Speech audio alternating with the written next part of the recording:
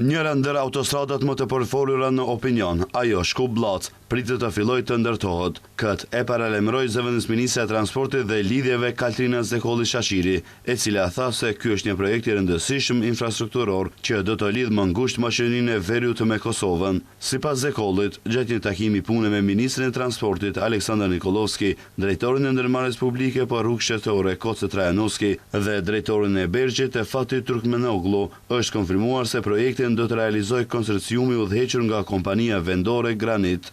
Një lajm i madh për të gjithë qytetarët në të dy anët e kufirit, po nënshkruhet leja për fillimin e punimeve në rrugën Shkup-Blac. Rruga që lidh Maqedoninë e Veriut me Kosovën mbetet autostradë ashtu siç u premtua. Pas shumë vitesh pritje, për vetëm gjysmën e mandatit, po e nisim këtë projekt që do ta bëjë lëvizjen më të shpejtë, më të sigurt dhe do t'i afrojë edhe më shumë njerëzit, familjet dhe bizneset mes dy vendeve.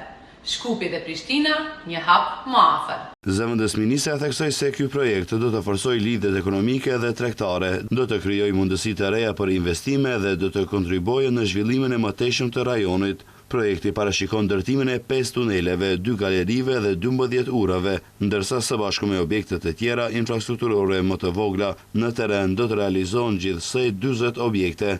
Pas përfundimit të procedurave administrative dhe sigurimit të garancive të nevojshme, pritet të nisin punimet në terren.